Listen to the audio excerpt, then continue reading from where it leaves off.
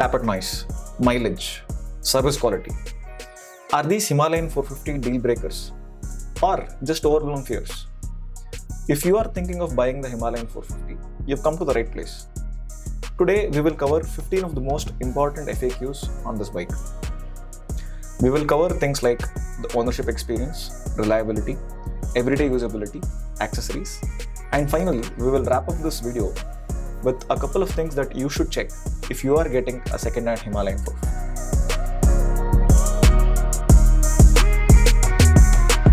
Let's start off with ownership experience and after-sales support.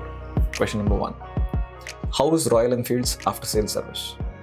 Royal Enfield has improved their service network, offering better support and faster turnaround times for warranty replacements and part availability. Most owners find the service centers reliable, but the service experience can vary by location. So one thing that I would advise is you go check out the nearest service center or showrooms, talk to the owners who have bought their vehicles there, see if their experience has been great, and then go with the same showroom or the service center. There are also extended warranties and roadside assistance available for added peace of mind. Question number 2. What issues or complaints have owners reported? Honestly, the reliability of this bike has significantly improved compared to its predecessor. We've all heard of horror stories of the previous Himalayan. But on this vehicle, there are hardly such complaints, and even if there are a few issues that customers are facing, these are found to be one-off.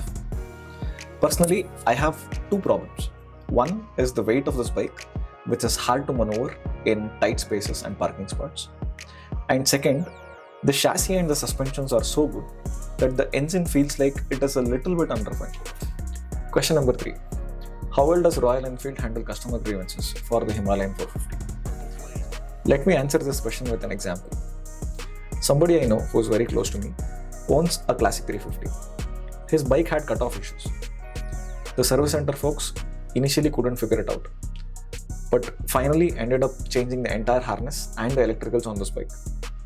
They also promised that they would replace the entire vehicle if they couldn't figure it out this time around. What you'll have to notice, there are few problems that are easy to solve. There are few problems that are difficult to solve. But what matters is the willingness and the effort they are willing to put into it. Before we move on to the next section, I would like to share something with you. 98% of our viewers have not subscribed to our channel. So if you are one of them, take a moment to subscribe. It will cost you nothing, but it will keep us motivated to bring the best automotive content in front of you. Now let's move on to reliability and maintenance, starting with question number 4. Is it expensive to maintain this bike? The bike costs around 3.9 lakhs on road in Bengaluru. Speaking about the mileage, the vehicle gives around 25 kmpl in the city and about 30 kmpl on the highways. The first service costs around 2000 rupees and the services thereafter can cost you around 4 to 6000 rupees. Service intervals are placed 5000 kilometers apart. Overall, since it is a bigger bike, it can be slightly expensive to maintain. Question number 5. Are spare parts easily available and what are their average costs? Most spare parts are readily available. Engine oil will cost around 1200 rupees. Brake pads 2800 to 3200 rupees. Parts are slightly expensive. I'll leave a link in the description for the second and third service car invoices. You can check it out. Question number 6.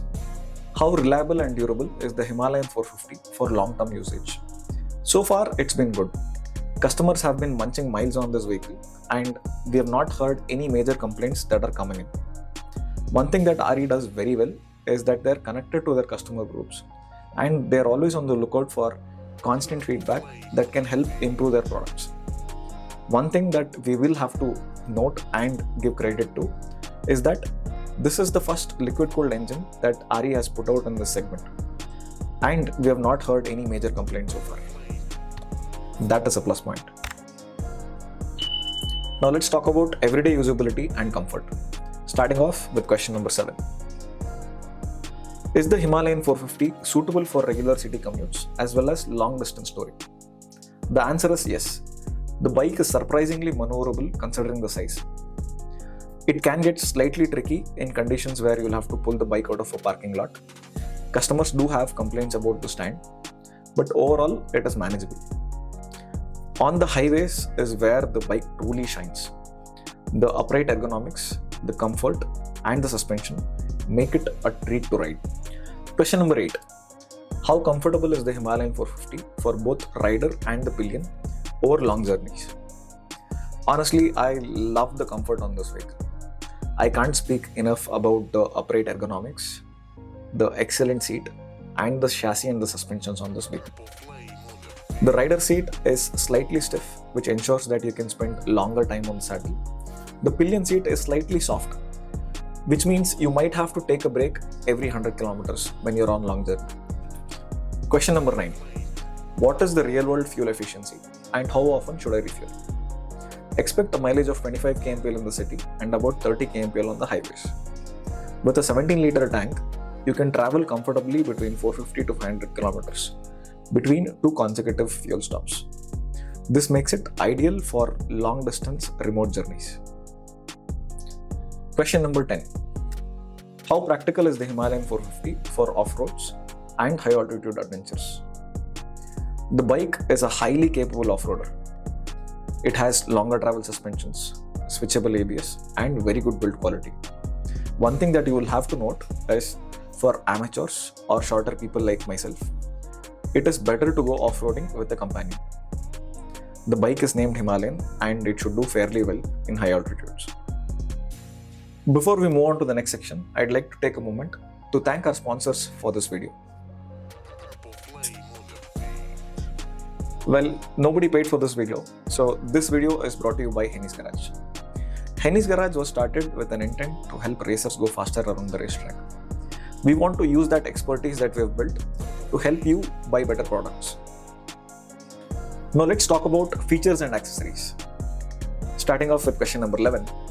Are there enough accessories and customization options for the Himalayan 450? There are a whole bunch of accessories that are available for the Himalayan. Starting off with crash guards, luggage racks, pannier stays, handlebar risers, GPS mounts, you name it, you'll have it. And these accessories are widely stacked across India. Question number 12. Does the Himalayan 450 have tubeless spoke wheels? And how does this affect touring? Tubeless spoke wheels are not standard on the Himalayan 450. The upgrade will cost you around 40,000 rupees.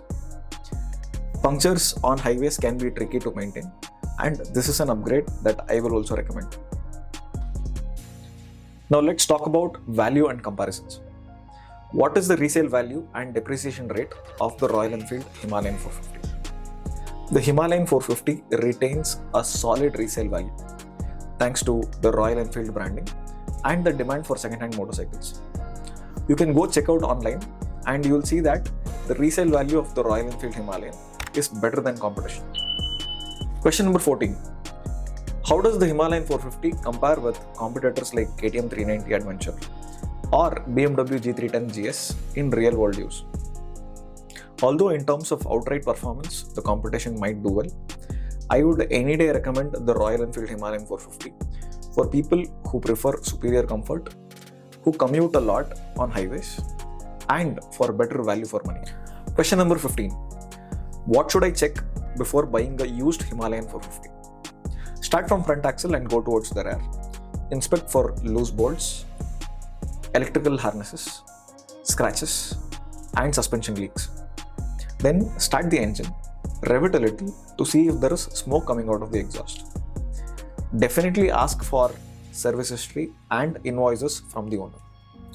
If you have enjoyed this video so far, hit that like button and let us know in the comment section. We will see you in the next one. Until then, ride safe and Godspeed.